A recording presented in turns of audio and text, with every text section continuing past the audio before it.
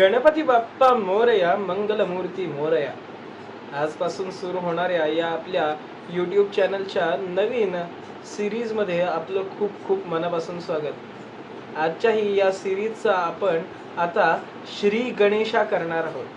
होय मित्रांनो, गणपती बाप्पा यांच्या बाबत आपण आजच्या या व्हिडिओच्या माध्यमातून माहिती जाणून घेणार आहोत. आपला ॲस्थेटिक आणि एन्शियंट दृष्टिकोन, आपला पुरातन दृष्टिकोन आणि आत्ताचं आधुनिक शास्त्र काय सांगतं हे आपण आजच्या व्हिडिओच्या माध्यमातून जाणून घेणार आहोत. आणि गणपतीच्या बाबत तुम्हाला पुढेही नवनवीन माहिती आपल्या यूट्यूब चॅनलवरती सातत्याने पाहायला मिळणार. तुम्हाला काय करायचंय, आपलं यूट्यूब चॅनल लाईक सबस्क्राईब करून बेल आयकनला क्लिक करायचंय. चला तर मग आजच्या व्हिडिओचा श्री गणेशा करूयात. हिंदू धर्म परंपरेनुसार कोणत्याही नवीन शुभ कार्याची सुरुवात ही गणेश पूजनाने करण्याची आपल्याकडे पूर्वापार परंपरा आहे. मग ते उपनयन संस्कार असो, लग्न असो, व्यावसायिक सुरुवात असो, औद्योगिक सुरुवात असो, वाहनाचे पूजन असो, गृहप्रवेश असो, वास्तुशांती असो किंवा कोणतीही पूजा असो, आपण त्याची सुरुवात करतो ते गणपती बाप्पांना वंदन करूनच. याच्या मागे कारण आहे की आपल्याला येणारे अडथळे, आपल्याला येणारे विघ्न हे सर्व दूर होवोत आणि आपलं जीवन मंगलमय होवो, आपलं कार्य निर्विघ्नपणे पूर्ण होवो, म्हणून आपण सर्वात प्रथम वंदन करतो ते गणपती बाप्पांना. आणि म्हणूनच रामदास स्वामींनी किती छान आरतीत उल्लेख केलाय.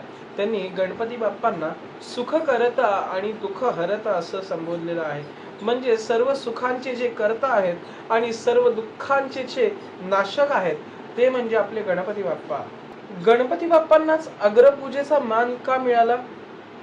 त्यांच्या रूपामध्ये असे काय रहस्य दडलेले आहे की आजही त्यांना प्रतिकात्मकाचे सर्वात प्रथम महत्त्व दिले जाते? आणि हो, गणपती बाप्पांना हत्तीचे मस्तक का जोडण्यात आले हे आपण जाणून घेणार आहोत. गणेश जन्माची कथा तर आपल्या सर्वांना माहितीच आहे. माता पार्वती यांनी आपल्या शक्तीतून एका बालकाची निर्मिती केली आणि त्या बालकाची निर्मिती केल्यावर त्यांना अशी आज्ञा करण्यात आली की मी आतमध्ये स्नान करायला जातीये, तू इथे द्वारावरती उभा राहा आणि माझं रक्षण कर. आतमध्ये कोणालाही येऊन देऊ नको, येथे उभं राहून तू रक्षण कर. आणि थोड्याच काळांतराने तिथे भगवान शिवशंकर आले आणि भगवान शिवशंकराने त्या बालकाला सांगितलं की बालका, मला आत जाऊ दे. त्यावरती तो बालक म्हणाला, नाही, मला आज्ञा दिली गेलेली आहे, मी आतमध्ये तुम्हाला जाऊ देणार नाही. यावरती भगवान शिवशंकरांनी त्यांना दोनदा तीनदा समजावून सांगण्याचा प्रयत्न केला. त्या बालकालाही माहिती नव्हतं की समोर उभे असलेले महादेव हे साक्षात आपले पिताश्री आहेत. त्यामुळे त्यांना आत जाऊ दिलं नाही. ते केवळ आणि केवळ माता पार्वतीच्या आज्ञेचे पालन करत होते. आणि मित्रांनो, काही वेळानंतर सर्व देवदेवता तिथे आले आणि त्या बालकाला त्यांनी तिथून हटवू पाहिलं. पण ते हटणार किंवा हरणार ते कसे? पार्वतीचे शेवटी पुत्र असते, त्यामुळे ते हटणारे किंवा हरणारे नव्हते. ज्या ज्या देवतांनी त्यांना हटवण्याचा आणि हरवण्याचा प्रयत्न केला ते सर्व देव त्या ठिकाणी पराभूत झाले. एवढं पाहताच भगवान शिवशंकरांचा पारा चढला आणि त्यांच्या हातून एक कार्य घडलं, एक कृती घडली. ते म्हणजे त्यांनी त्रिशूळाने गणपतीचे मस्तक, गणेशाचे मस्तक किंवा त्या बालकाचे मस्तक वेगळे केले. आणि हे जसे माता पार्वती यांना कळाले, त्यांचा क्रोध हा शिगेला पोहोचला आणि भगवान पार्वती, माता पार्वती यांच्या प्रकोपापासून रक्षण व्हावे म्हणून भगवान श्री गणेश यांना पुनश्च जीवनदान देण्यात आले. त्यावेळेला सांगण्यात आले की भगवानांना जे पहिलं प्राणी दिसेल त्या प्राणीचा मस्तक या देवतांना आणून जोडा. पण हो, तो प्राणीही स्वइच्छेने प्राण देण्यासाठी तयार असायला हवा, तरच त्याचे मस्तक या गणपतीला आपण आणून जोडू शकतो. आणि मग असे गणपती बाप्पांना हत्तीचे मस्तक जोडण्यात आले. आता आपण त्यांना गजानन नाव कसे पडले ते पाहिले. पण कथेकडे वळल्यानंतर थोडाफार याचा सायंटिफिक दृष्टिकोन जाणून घेणंही महत्त्वाचं आहे. आपले शास्त्र, आपले विज्ञान हे केवळ कथांपुरती मर्यादित न राहता त्या कथांच्या पलीकडे जर आपण विचार केला तर आपल्याला त्याचं सायंटिफिक दृष्टिकोन काय आहे, त्याचं सायंटिफिक महत्त्व काय आहे हे जाणून घेण्यासाठी निश्चितच फायद्याचं ठरणार आहे की ही केवळ कथा नसून आपल्या सामर्थ्याचे प्रतिनिधित्व किंवा आपल्या सामर्थ्याचे प्रतिबिंब आपल्याला त्या गणपतीमध्ये दिसते. माणसाचं खरं सामर्थ्य हे शरीरात नसतं तर ते त्याच्या विचारांमध्ये असतं आणि हे आपल्याला गणपती बाप्पांकडे बघून कळतं. गणपतीचं जे मोठं मस्तक आहे ते मोठं मस्तक आपल्याला शिकवतं that we should always think big. परिस्थिती कशीही असो आपल्या विचारांची व्याप्ती ही सदैव मोठी असली पाहिजे. आयुष्यात कोणतीही समस्या ही आपल्या क्षमतेपेक्षा कधीच मोठी नसते. अनेकदा आपणच ती समस्या आपल्या मनात मोठी करतो आणि आपल्याला त्याचा आपण त्रास करून घेतो. म्हणूनच मोठं मस्तक म्हणजे केवळ ज्ञान नव्हे तर मोठं मस्तक म्हणजे व्यापक विचार करण्याची एक क्षमता. गणपती बाप्पांचे मोठे कान आपल्याला सांगतात की we should be the great listener. आजच्या काळात जर आपण बघितलं तर प्रत्येकाला बोलायचं आहे. समोरच्याची प्रतिक्रिया ही पूर्ण ऐकून घ्यायची नाहीये आणि समोरच्याचं पूर्ण ऐकूनही न घेता आपली प्रतिक्रिया त्याला समोरच्या समोर मांडायची आहे किंवा समाजासमोर मांडायची आहे. पण गणपती बाप्पांचे कान आपल्याला सांगतात की कोणतीही गोष्ट आपण आधी व्यवस्थित ऐकून घेतली पाहिजे. अनेकदा एक चांगला लिसनर हा चांगल्या स्पीकरपेक्षा खूप अनुभवी असतो. एक चांगला लिसनर चांगल्या स्पीकरपेक्षा घडलेला असतो आणि त्याची पर्सनॅलिटी ही खूप चांगल्या प्रमाणे डेव्हलप झालेली असते. त्यामुळे जर आपल्याला प्रभावी व्हायचं असेल तर we should listen more and react less. Ganpati बाप्पांचे लहान डोळे सुद्धा आपल्याला सांगतात. ते आपल्याला सांगतात ते म्हणजे फोकस. या जगामध्ये अनेक डिस्ट्रॅक्शन्स आहेत. या जगामध्ये मोबाईल आहे, सोशल मीडिया आहे, मित्र आहेत, बाकी सगळ्या गोष्टी आहेत, आपला प्रपंच आहे आणि सर्वात महत्त्वाचं म्हणजे याच्याशी त्याच्याशी आणि 4 लोकांशी आपली झालेली तुलना आहे. या सगळ्या गोष्टींमध्ये आपलं मन विचलित होत असतं. आपण सतत कुठे ना कुठेतरी पाहत असतो.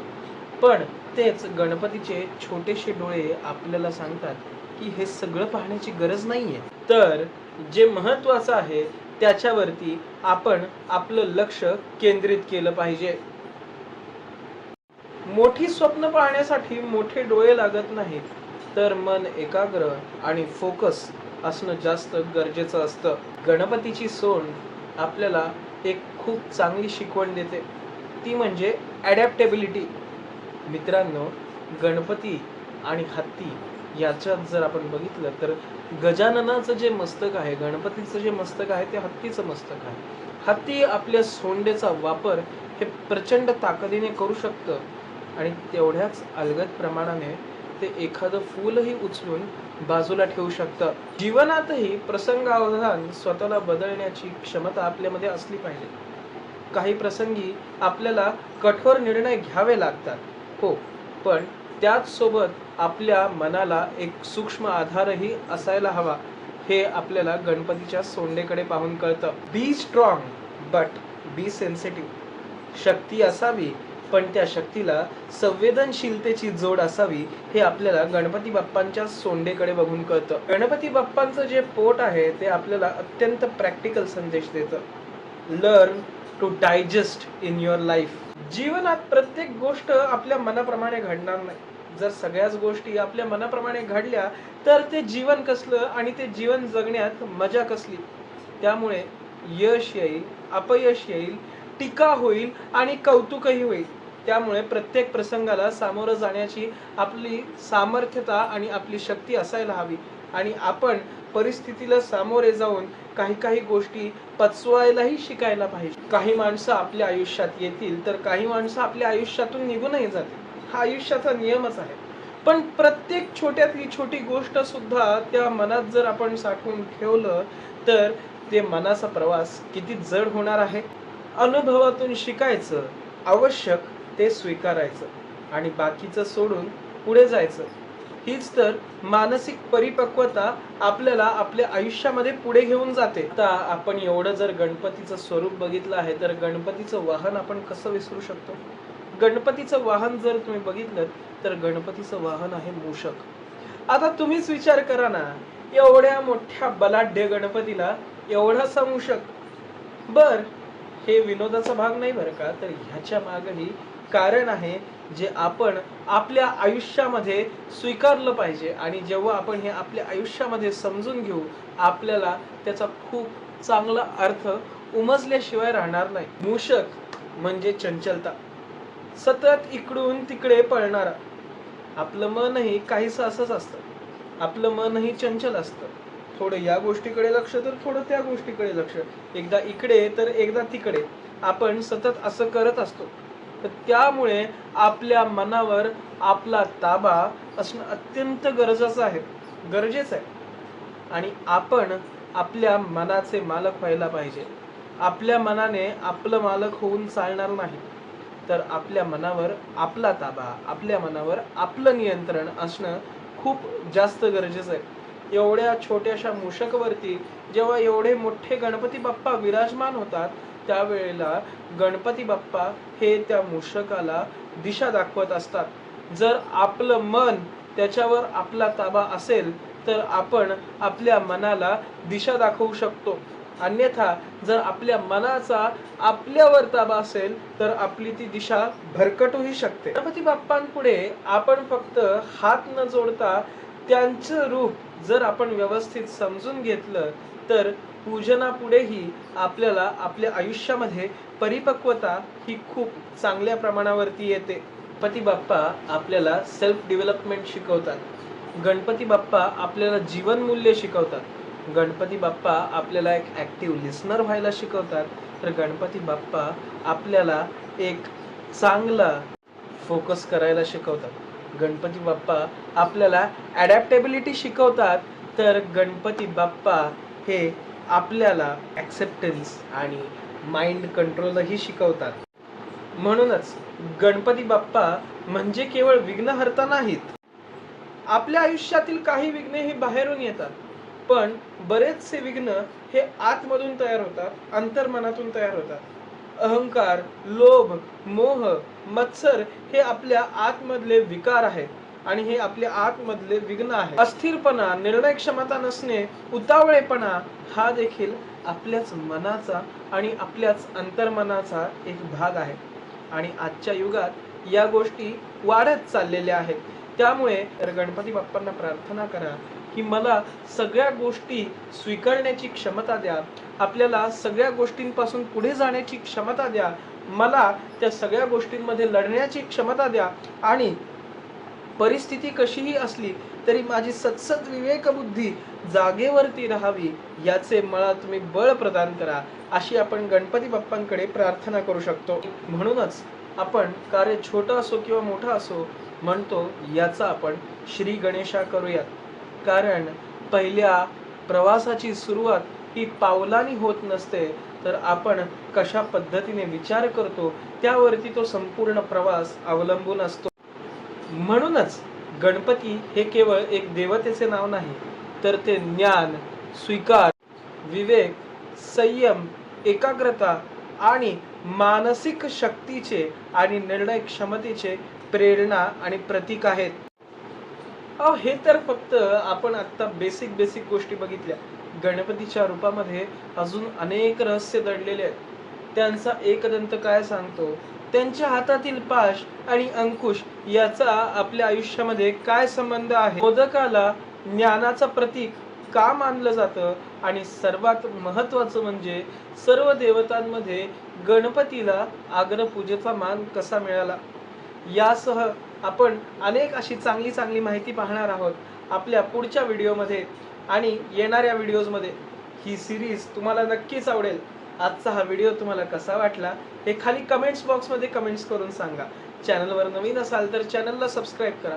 नुकताच आपण 500 व्हिडिओचा टप्पा पूर्ण केलेला आहे आणि 500 व्हिडिओचा टप्पा पूर्ण झाल्यानंतर हा माझा पहिलाच व्हिडिओ आहे. त्यामुळे आपण ह्याला आणखीनही चांगला प्रतिसाद द्याल, जास्तीत जास्त लोकांपर्यंत शेअर कराल, आपल्या संस्कृतीबाबत जास्तीत जास्त लोकांना अवगत कराल, जागृत कराल, हीच प्रार्थना. तोपर्यंत प्रथमेश कुलकर्णीचं तुम्हाला जय गणेश. ओम साईराम.